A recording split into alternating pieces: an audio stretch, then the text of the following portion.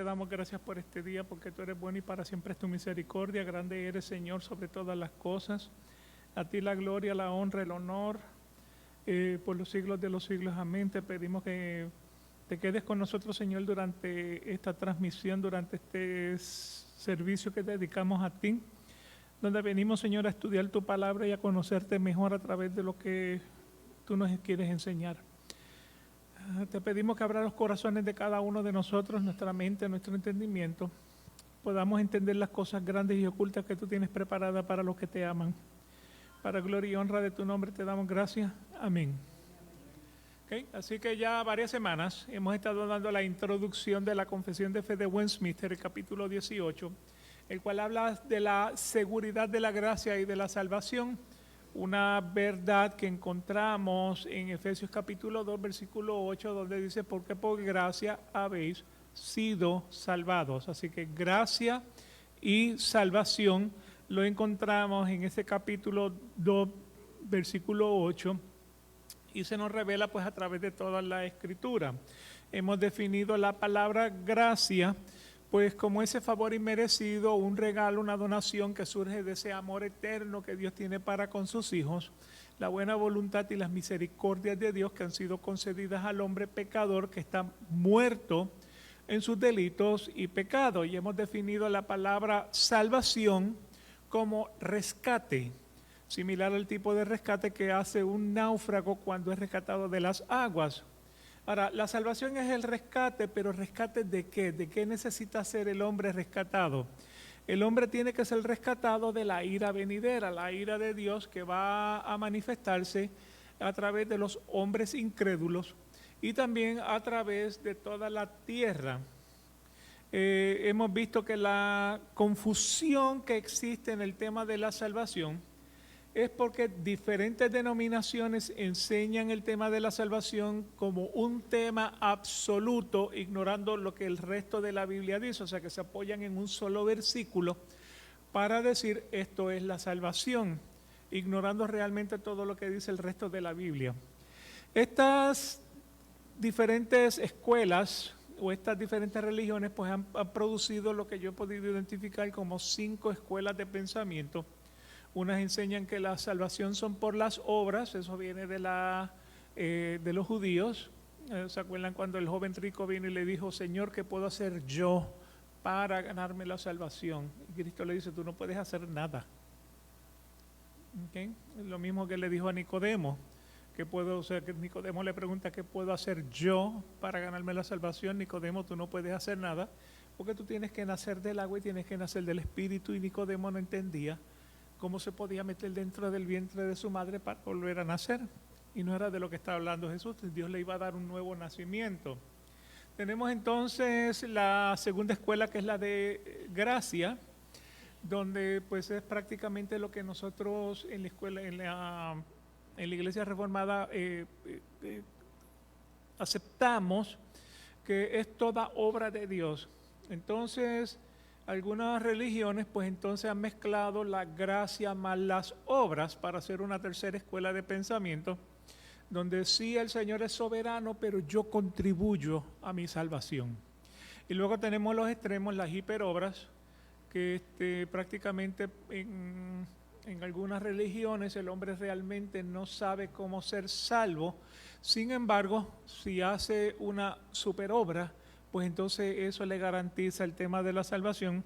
Y la hipergracia, donde estas personas pues creen que como Dios es tan bueno, tan bueno, tan bueno, pues entonces al final del día Él me va a dar a mí una salvación, me va a dar entonces a mí una salvación irrelevantemente a cuán pecador yo sea. Hemos visto que la salvación es una completa obra de Dios. Dios le da la vida a huesos secos. Lo vimos en Ezequiel capítulo 37, un grupo de huesos que estaban completamente secos. Dios les puso tendones, Dios les puso carne. Y nuevamente fue luego de que se les predicó la palabra, porque Él le dijo al profeta, háblale a los huesos secos. Y cuando Él habló a los huesos secos, entonces el Señor hizo la obra. Dios nos da el nuevo nacimiento de lo alto, como lo hizo, como ya dije, con Nicodemo. Eso lo vimos en Juan capítulo 3, versículos del 1 al 10, o sea que nuevamente pues hemos destacado que esa salvación es completa obra de Dios, donde el hombre no contribuye una gota a su salvación. Esta salvación no viene, o sea, no es contemporánea, esta salvación viene desde el Antiguo Testamento. Hemos visto que nuevamente pues la palabra salvación aparece en Salmos, cuando David está o sea, hablando con Dios, o sea, arrepentido por lo que hizo con Betsabé, y nuevamente pues él declara a Dios como su Salvador. Lo vemos en María, cuando se le dio el mensaje de que había sido concebida del Espíritu Santo, y fue a ver a Elizabeth y dijo: mi alma se regocija en Dios mi Salvador. O sea que la salvación no es un tema contemporáneo, la salvación es un tema que o sea, se inicia prácticamente desde el Génesis. Tan pronto cayó el hombre, Dios ya había establecido desde antes de la creación del mundo el tema de la redención, el tema de la salvación. Porque le dijo o sea, de tu simiente, Eva, saldrá un hombre, el cual la serpiente lo morderá en el talón, pero le pisará la cabeza, haciendo referencia a Jesucristo cuando Jesucristo está en la cruz del Calvario. Y o sea, nuevamente, por obra de los hombres, claro, por obra de Dios, Satanás utilizó a Satanás para que amonestara a los hombres para poner a Jesucristo en la cruz del Calvario. Ese fue la mordida en el talón. Pero cuando Cristo resucitó, cuando Cristo cumplió toda la obra, le pisó la cabeza a la serpiente. Eso fue lo que quedó. Y nuevamente eso lo estamos viendo desde Génesis capítulo 3. Y vuelvo y destaco, esto es completa obra de Dios. Entonces, si esto es completa obra de Dios, ¿qué responsabilidad tiene el hombre ante su salvación? Eso fue el otro tema que vimos. Y lo vimos superficialmente, que contribuye el hombre para su salvación. Y vimos que el hombre necesita creer. Vimos que el hombre debe reconocer su estado pecaminoso, que el hombre debe reconocer su necesidad de un arrepentimiento, el hombre debe reconocer que necesita misericordia, el hombre debe reconocer que además del arrepentimiento necesita conversión y bautismo, y que el hombre pues necesita confesar a Jesús. O sea que todo lo que hemos discutido acerca de la salvación hasta ese punto, lo pudimos ver en el Salmo 51, versículos del 1 al 17. Y de ahí hicimos entonces un pequeño ejercicio mirando cada uno de los versículos para poder identificar cómo en ese Salmo 51, David, en las palabras de su boca, pues nos revelaba cada uno de estos aspectos en su responsabilidad y en la o sea, en la responsabilidad como hombre y en la soberanía de Dios. Si ustedes vuelven y hacen el ejercicio en su casa, podrán identificar que algunos de los versículos tenían más de una respuesta. O sea, en algunos, después de leerlo por segunda vez, yo encontré que la soberanía de Dios aplicaba a algunos de ellos. Así que cada vez que usted lee la palabra de Dios, el Señor le revela una novedad, algo nuevo, algo que usted no se había percatado, algo que realmente pues no lo había visto antes.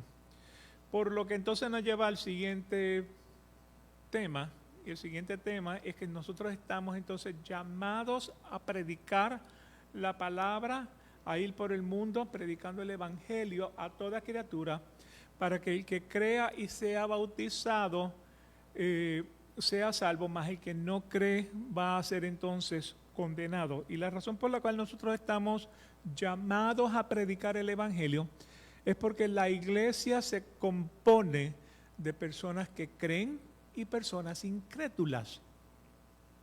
Si pudiéramos ponerle etiqueta, tú crees, tú no crees, y entonces dividirlos y predicarle a este grupo de incrédulos, y si no creen echarlos de la iglesia, o sea, sería muy fácil. Pero realmente no sabemos quién es el crédulo y no sabemos quién es el incrédulo. O sea, eventualmente lo podemos identificar porque de la abundancia del corazón habla la boca. Sin embargo, pues nos toca predicarle el evangelio a toda persona. Y a veces puede sonar repetitivo, pero es la realidad. No sabemos quién es quién. ¿Okay? Sí. Es contradictorio, ¿no?, lo que estás diciendo. Con respecto a que en la iglesia hay personas que creen, hay personas incrédulas, ¿verdad? Uh-huh. O sea, entonces cuesta aceptar que una persona que no cree vaya a la iglesia. Sí. Satanás viene a la iglesia. Ahora, recuérdate que el demonio también cree, o sea, cree y tiembla. Uno no sabe cuál va a ser su... Sí hay personas incrédulas dentro de la iglesia. Esas son las personas que vienen a sembrar la cizaña. El sembrador salió y parte de la semilla cayó en diferentes lugares. Y nuevamente, pues, o sea, dentro de la iglesia, tanto el trigo como la cizaña crecen juntamente. ¿Me explico? Entonces, en ese caso, pues no tenemos, no sabemos quiénes son. Por eso estamos llamados a predicar el evangelio. Porque no te acuerdas de que los de hipergracia dicen, si el Señor es soberano, si el Señor lo sabe todo, si el Señor sabe quiénes son los salvos, entonces ¿para qué yo predicar el evangelio? Entonces, eso es lo que dicen los hombres de la hipergracia. Acuérdate que lo vamos a ver más adelantito. Hay un versículo que dice, no todo el que dice Señor, Señor, verá el reino de los cielos. ¿Dónde están esas personas? ¿Dónde están las personas que vinimos, en tu nombre pusimos las manos sobre los enfermos y fueron sanados y nosotros en tu nombre sacamos demonios? Y Cristo le va a decir, nunca te conocí, apartado de mí, hacedores de maldad. ¿Dónde están esas personas? Están aquí en el púlpito predicando el evangelio, pero un evangelio falso. O falsos maestros. ¿Dónde estaban? Dentro de la iglesia. Así que nuevamente, pues sí suena paradójico, pero es la realidad de la vida. ¿Ok? Así que los grandes objetos de la fe se dan a conocer por revelación divina. Se hacen creíbles por el testimonio y la evidencia que Dios nos ha dado, y que creamos en la salvación y obtengamos la salvación por medio de la fe, se debe enteramente a la asistencia y gracia divina. Cada pecador convertido que es salvado por la obra y la misericordia de Dios son librados del pecado y de la ira. O sea, hay religiones que dicen, conviértete porque si no te va a llevar el diablo. No, conviértete porque la ira de Dios va a caer sobre ti y Él va a permitir entonces que te lleve el diablo. O sea, eso es otro concepto equivocado que corre dentro de la iglesia. Satanás no es soberano como Dios es soberano. Satanás es un instrumento. O sea, Dios sabía que Adán y Eva iban a pecar. Él sabía eso. Me explico, por eso los dejó solos y vino la serpiente. ¿Pero por qué vino la serpiente? Porque Dios le permitió a la serpiente que se acercara a tentar a Eva. Cuando ambos comen de la fruta prohibida se sintieron desnudos, tuvieron vergüenza. Cuando Dios vino y llama, Adán, ¿dónde estás? ¡Yuhu! ¿Por qué te escondiste? ¿Por qué tuviste miedo? ¿Comiste de la fruta que yo te dije que no comiera? Dios sabía. Dios sabía. O sea que nuevamente a él no le tomó por sorpresa que la serpiente hubiera engañado a Adán y a Eva.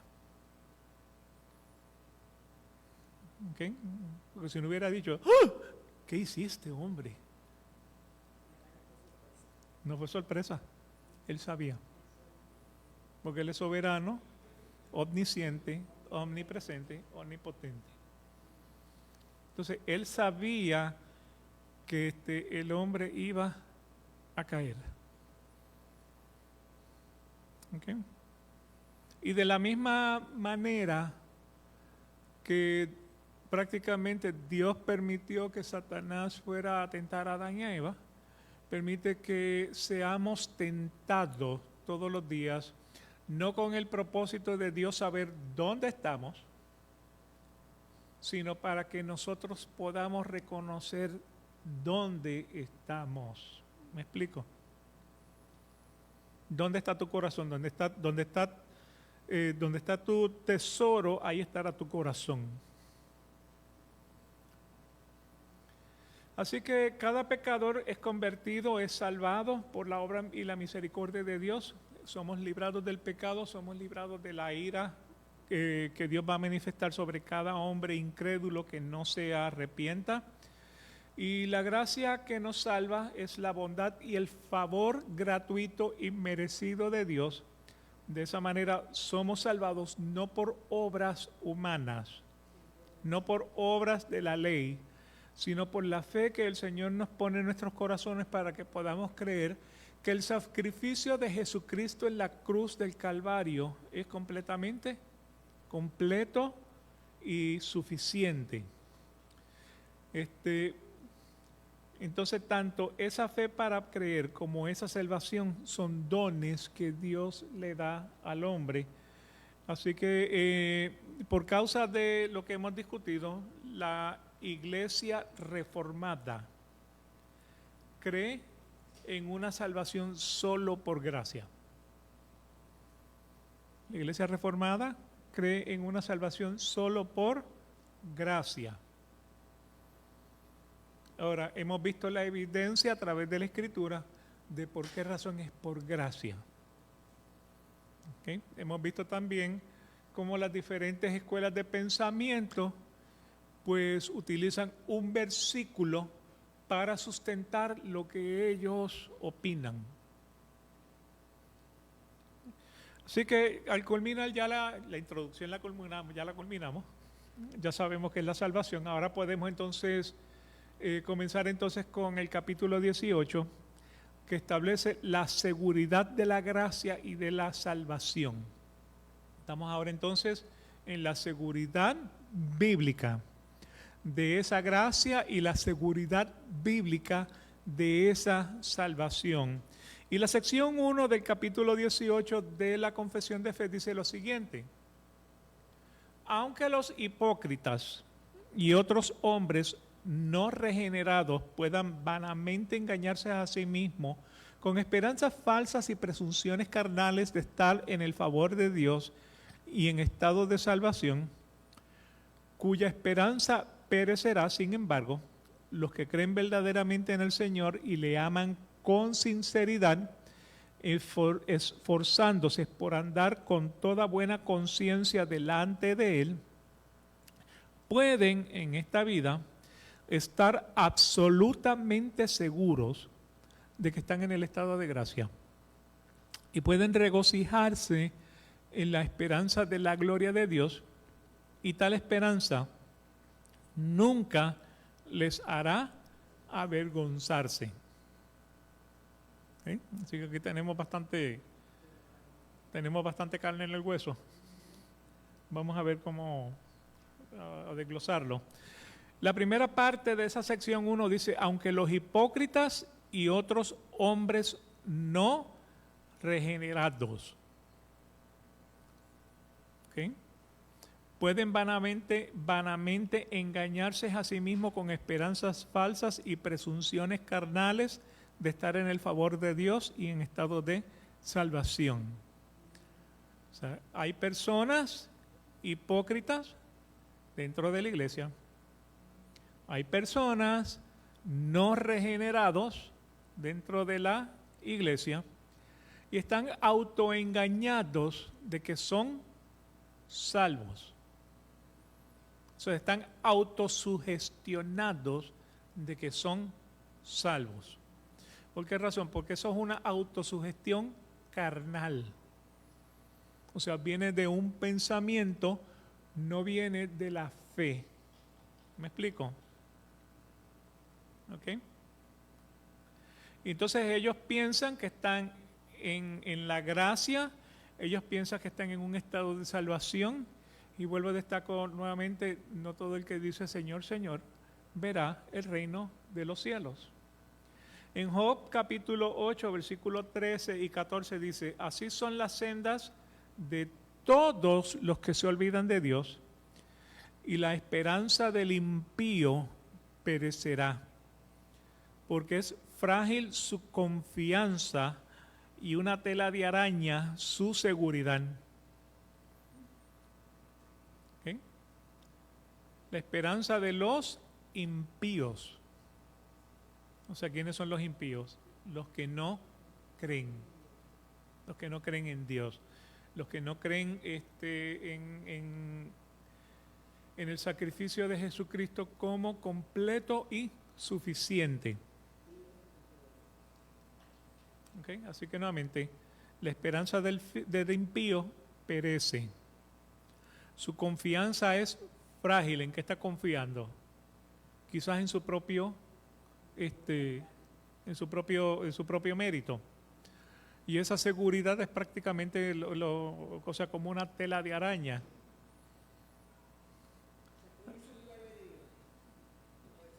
Por decirlo así.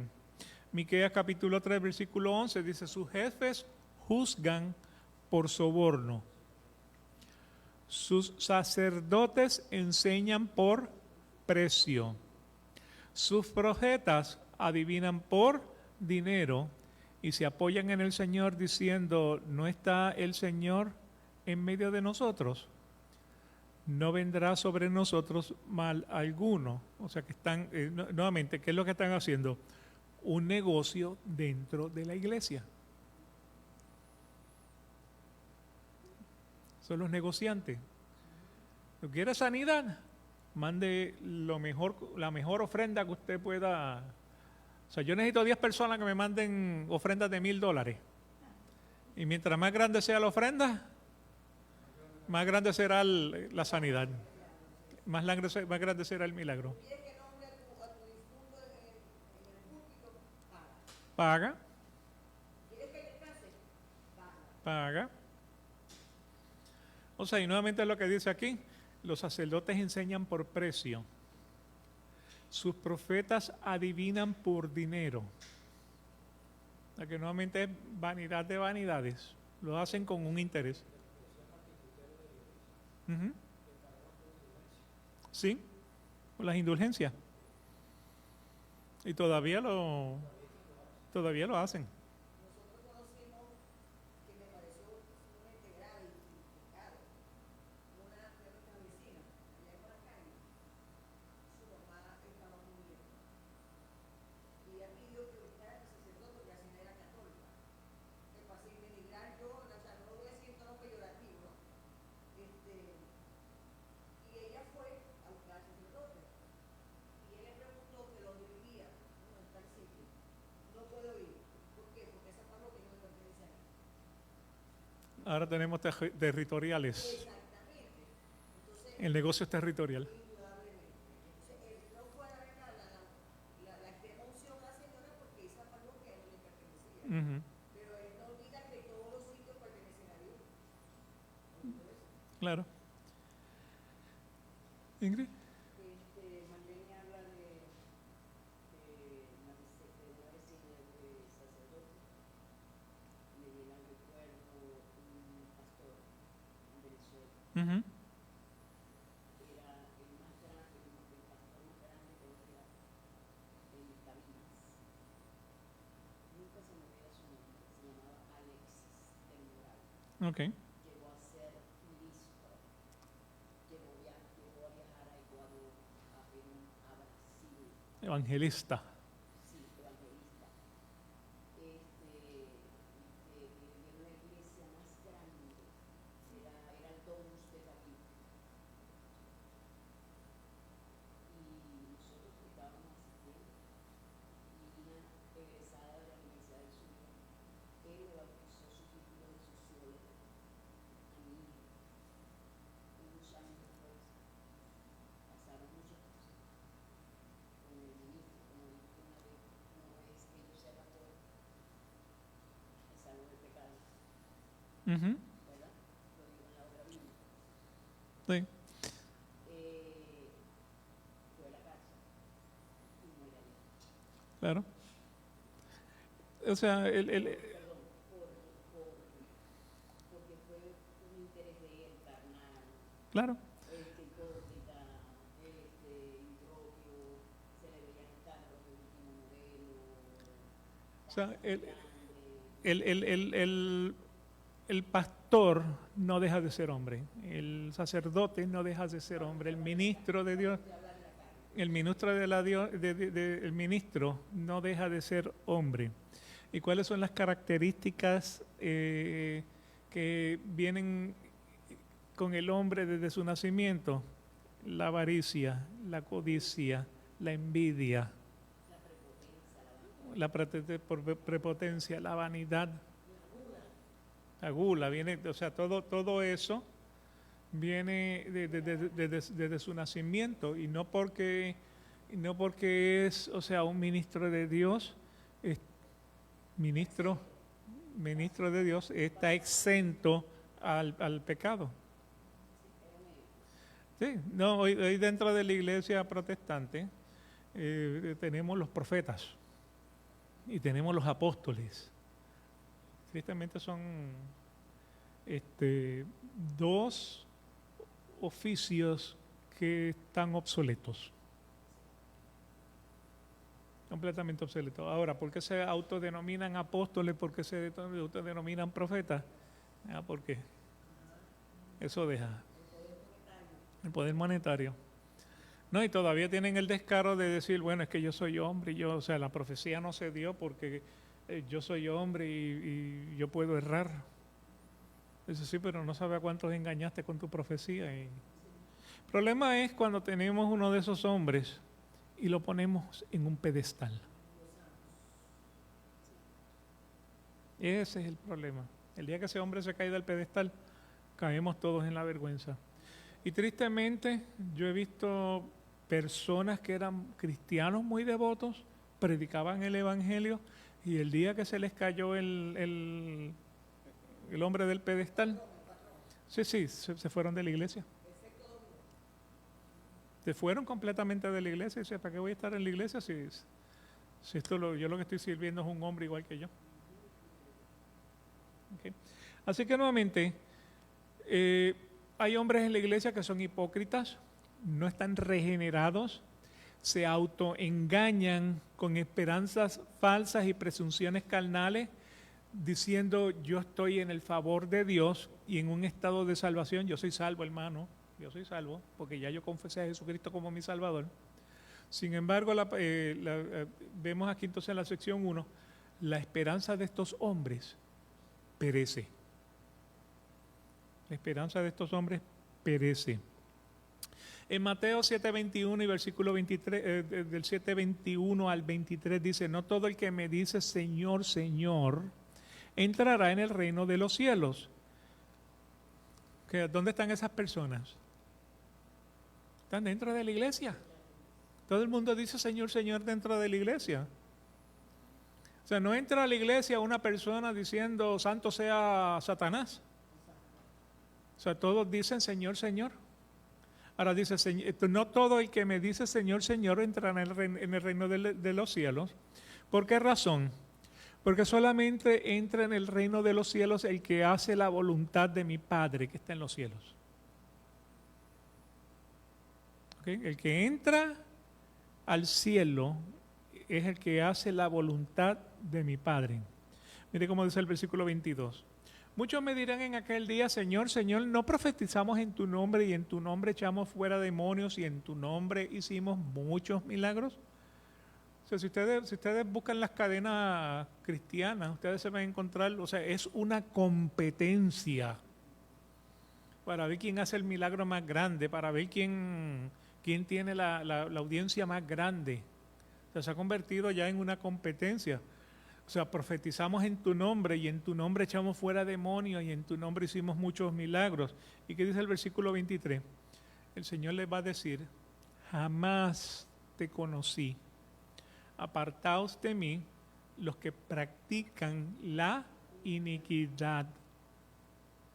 La palabra conocí, ahí en el versículo 23, es la misma palabra que se utiliza cuando Adán se acercó a Eva y del producto de ese acercamiento salió Caín. Y del producto de ese acercamiento salió Abel. O sea, porque dice, Adán conoció a Eva y nació Caín. O sea que cuando el Señor es la misma palabra, o sea, no es una palabra sexual, es una palabra de intimidad, de cercanía. Jamás tuve una intimidad contigo. No es que la tuviste y la perdiste, es que nunca tuve una intimidad contigo como para que tú dijeras, en tu nombre yo saqué fuera demonios y en tu nombre yo hice milagros y en tu nombre yo sané a muchos enfermos. Y si no, también lo que dice ese versículo 22, profetizamos en tu nombre echamos fuera demonios, en tu nombre hicimos muchos milagros. Yo escuché una vez a un pastor decir, es que esa persona yo lo liberé del demonio que tenía. Y la persona volvió de nuevo al alcohol y murió.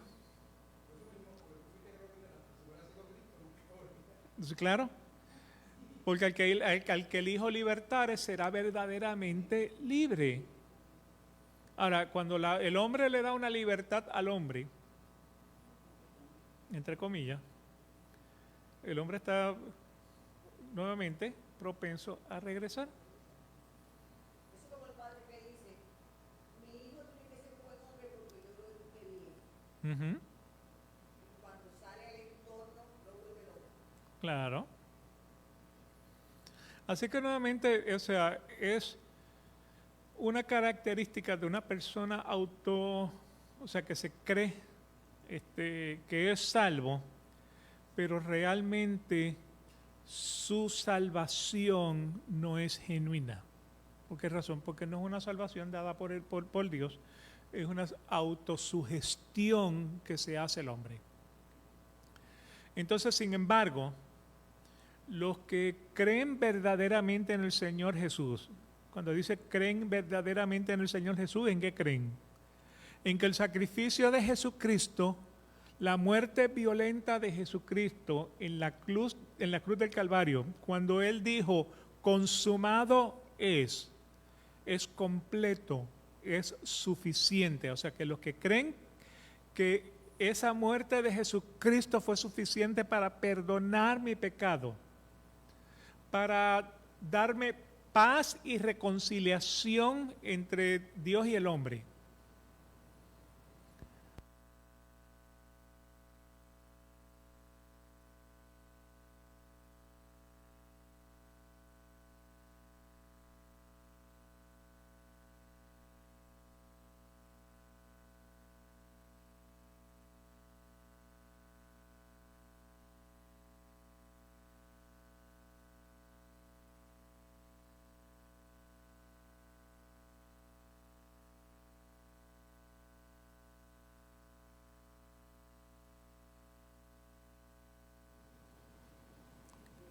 ¿Okay? Así que los que creen verdaderamente en el Señor Jesús, los que creen en ese sacrificio en la cruz del Calvario, los que aman a Jesucristo con sinceridad y se esfuerzan por andar con toda buena conciencia delante de Él, eso no dejas de ser pecador.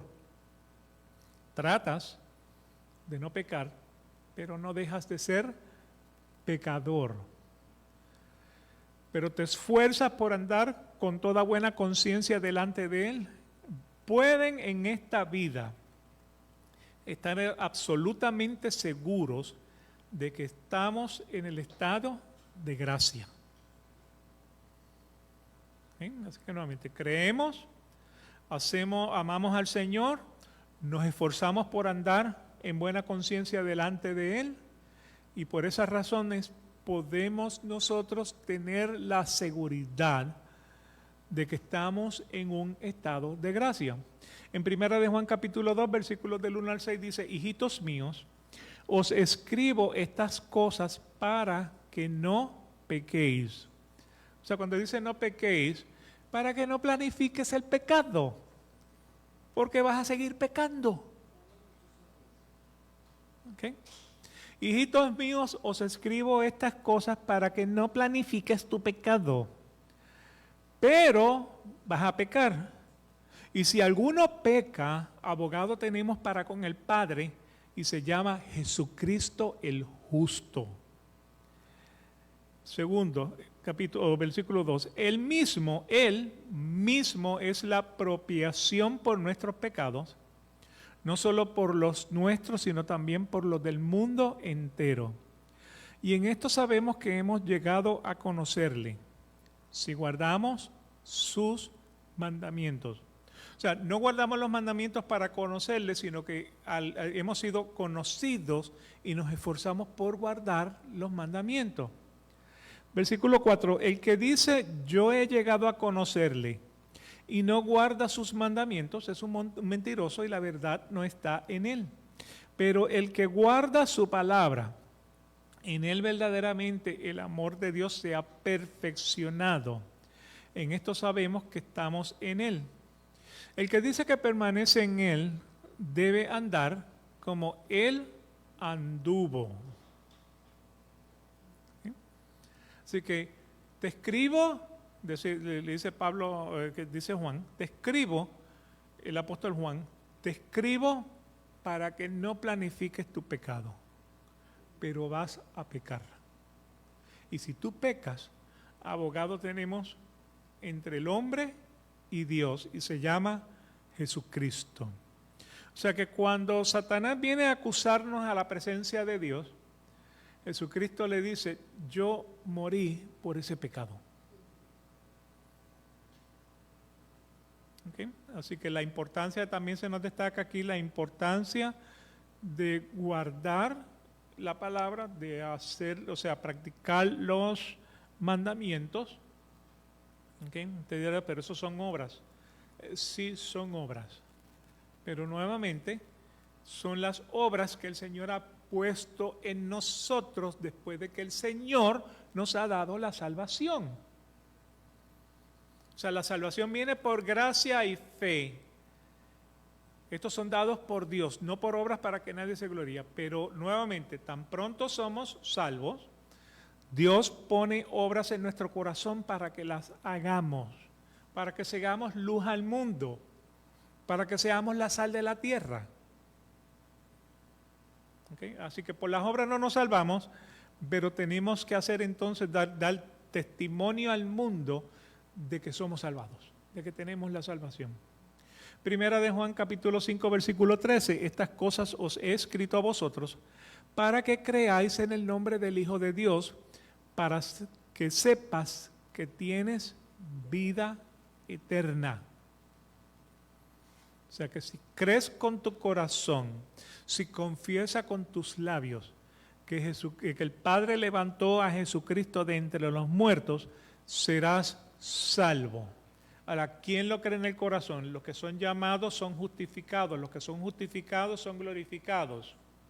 La salvación no depende del que quiere ni del que corre, sino del que Dios tiene compasión y misericordia. Cuando Dios salva a un hombre, lo cree en su corazón, porque Dios le da la fe para creerlo. Lo confiesa con sus labios, que Dios lo levantó de entre los muertos para que nuestros pecados fueran completamente perdonados. Y de esta manera tenemos entonces vida eterna. O sea, esa es la respuesta que le dio a Nicodemos. Primera de Juan capítulo 3 versículos 14 al 24. Nosotros sabemos que hemos pasado de muerte a vida porque amamos a los hermanos. El que no ama permanece en muerte. Versículo 15. Todo el que aborrece a su hermano es homicida, y vosotros sabéis que ningún homicida tiene vida eterna permanente en él. En esto conocemos el amor, en que Él puso su vida por nosotros. También nosotros debemos poner nuestra vida por los hermanos. Versículo 17, pero el que tiene bienes de este mundo y ve a su hermano en necesidad y cierra su corazón contra él, ¿cómo puede morar el amor de Dios en él? Versículo 18. Hijos, no amemos de palabra ni de lengua, sino de hecho y en verdad. En esto sabremos que somos de la verdad y aseguraremos nuestros corazones delante de Él en cualquier cosa en que nuestro corazón nos condene, porque Dios es mayor que nuestro corazón y sabe todas las cosas. Amados, si nuestro corazón no nos condena, confianza tenemos delante de Dios, y todo lo que pidamos lo recibiremos de Él, porque guardamos sus mandamientos y hacemos las cosas que son agradables delante de Él. Y este es su mandamiento, que creamos en el nombre de Jesús, el nombre de su Hijo Jesucristo, y que nos amemos unos a otros como Él nos ha mandado. El que guarda sus mandamientos permanece en Él y Dios en Él, y en esto sabemos que Él permanece en nosotros por el Espíritu que nos ha dado. O sea, ¿quién nos da testimonio de la salvación? El Espíritu Santo. Ahora, quiero regresar al versículo 17. El que tiene bienes de este mundo y ve a su hermano en necesidad y se hace de la vista larga. ¿Cómo puede morar el amor de Dios en ti?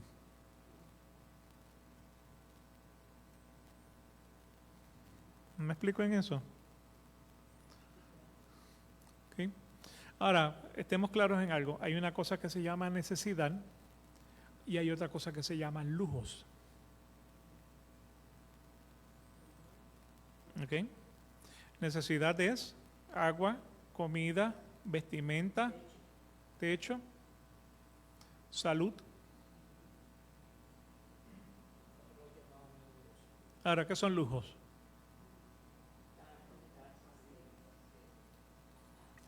Un crucero es un lujo. Yo no estoy criticando a los que toman crucero, no me tomen, sí, no me tomen literal. Carro del año, o sea, vanidad, todo lo que sea vanidad. O sea,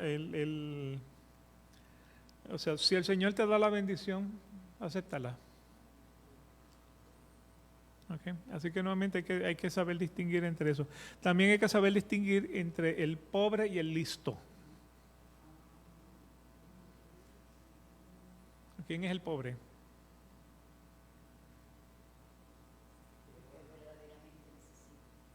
¿Necesita de qué? De las necesidades básicas. Okay. O sea, el pobre, acuérdate que el Señor desde el Antiguo Testamento está diciendo, hay 4 tipos de personas a las que el Señor nos ordenó que debíamos atender. La viuda, el pobre, el huérfano y el extranjero. La viuda, el pobre, el huérfano y el extranjero. El Señor le dijo al hombre, si la viuda o el pobre o el huérfano o el extranjero claman a mí por justicia, bajaré yo, te mataré a ti con una espada para que tu mujer sea la viuda y tus hijos sean los huérfanos. Así de apasionado es el Señor con estos 4 tipos de personas. Okay. Por esa razón tenemos que tener amor por el pobre, por el huérfano, por la viuda y por el extranjero. ¿Quién es el pobre? A veces el pobre es el que no da. El que pide y el que no da. No, ese es el... Necesita, ese es No, el pobre es una persona que trabaja. O sea, en el diario vivir del judío, ellos iban al campo a trabajar y al final del día recibían su salario. ¿Qué hacían con el salario? Iban a la tienda a comprar comida. La comida del día. Entonces, cuando él iba a comprar para su familia, lo que él se ganaba no era suficiente para cubrir sus necesidades.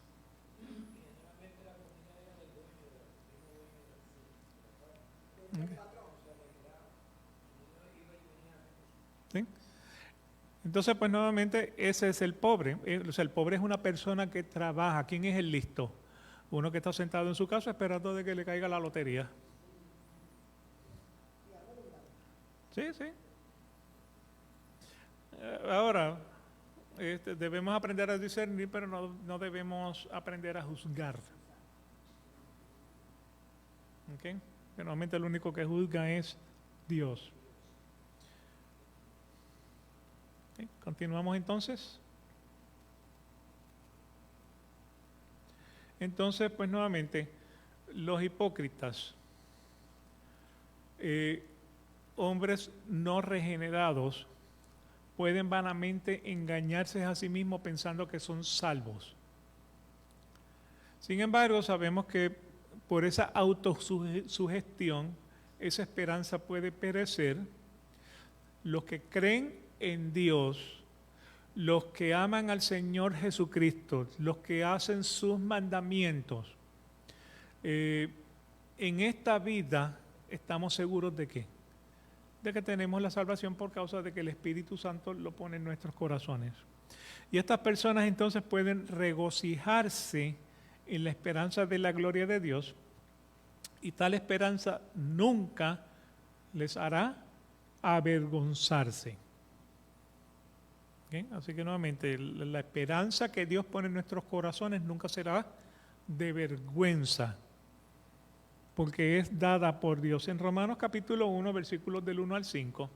Por tanto, habiendo sido justificados por la fe, tenemos paz para con Dios por medio de nuestro Señor Jesucristo, por medio de quien también hemos obtenido entrada por la fe a esta gracia en la cual estamos firmes y nos gloriamos en la esperanza de la gloria de Dios.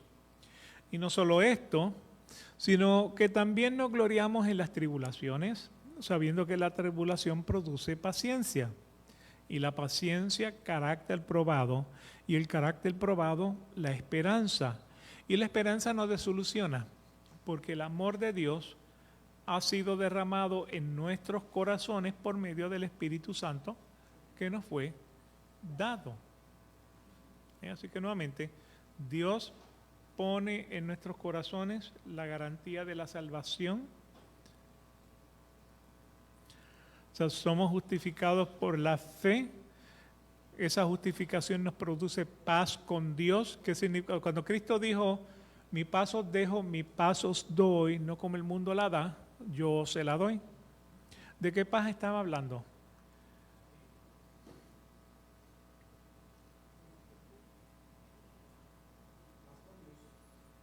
Paz con Dios. O sea, ¿qué se merece el hombre? Ira. ¿Qué hizo Jesucristo por nosotros? Apaciguar la ira de Dios para que tuviera el hombre paz con Dios. Por eso es que el mundo no nos puede dar esa paz. O sea, la palabra paz parece ser un mito, porque ¿qué paz hay entre los países? ¿Qué paz hay entre nuestros vecinos? ¿Qué paz tenemos dentro de nuestros familiares? ¿Qué paz tenemos con nuestro cónyuge?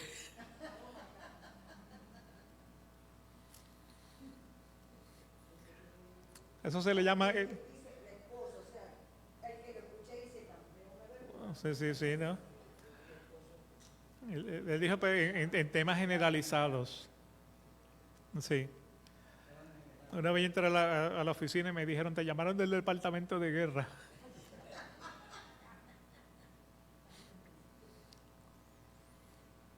Así que por medio de Jesucristo tenemos paz con Dios. Y la paz que Jesucristo nos da ha sido la reconciliación. La paz que nos ha dado Jesucristo es apaciguar la ira, porque nuevamente, o sea, ¿de qué se trata el rescate? ¿De qué se trata la salvación? De que somos salvados, somos rescatados de la ira venidera. De eso es lo que trata entonces la paz para con Dios. Entonces, por causa de esa justificación, ¿qué significa la palabra justificación? Somos declarados inocentes. Entonces, porque somos declarados inocentes, tenemos entrada por la fe a la gracia. O sea, ¿de qué trata el capítulo 18? De la seguridad que hay en la gracia, de la seguridad que hay en la salvación. Para el hombre que es completamente salvado por gracia y fe. Y entonces nos gloriamos en la esperanza, nos regocijamos en la esperanza de la gracia de Dios. Ahora, en este mundo vamos a tener tribulaciones. Eso no termina porque somos cristianos, porque somos convertidos, porque somos salvados. Vamos a seguir experimentando tribulaciones, vamos a seguir experimentando tentaciones. ¿Ok? Ahora, estas tribulaciones van a producir paciencia en nosotros. ¿Por qué? Estamos con Dios. Sabemos que hay algo mejor para nosotros en el futuro. Que no importa lo que estemos pasando ahora, las tribulaciones que estamos pasando ahora, eso es un picnic en comparación. Aunque nos alejemos de Él, que no se aleje de nosotros. Que no se aleja de nosotros. La tribulación lo que va a producir en nosotros es paciencia. Tenemos entonces, sabemos que nuevamente luego de esta vida viene algo mucho mejor. La paciencia prueba nuestro carácter y ese carácter nos da entonces esperanza. O sea, vivimos prácticamente en la esperanza que no desilusiona, porque el amor de Dios ha sido derramado en nuestros corazones por medio del Espíritu Santo. ¿Okay? Así que la semana que viene pues comenzamos entonces en la sección 2. Hoy culminamos entonces pues con una oración. Padre, te damos gracias por este día, te damos gracias, Señor, por las bendiciones que hemos recibido de tu palabra. Permite, Señor, que estas caben hondo y profundo en nuestros corazones, para que podamos conocerte a ti como el único Dios verdadero, el Dios de nuestra salvación. Permite, Señor, que las cosas grandes y ocultas que no conocemos puedan ser reveladas a través de tu palabra por la gracia de Dios. Te damos gracias, Señor, por el resto del servicio. Quédate con nosotros. Que tanto la alabanza como la adoración, como la palabra que va a ser expresada por nuestro pastor, sea primero de agrado a ti y sea alimento para nuestras almas y corazones, para darte gracias y gloria en el nombre de Jesucristo, Señor. Amén. Que Dios los bendiga. Nos veremos entonces en el servicio.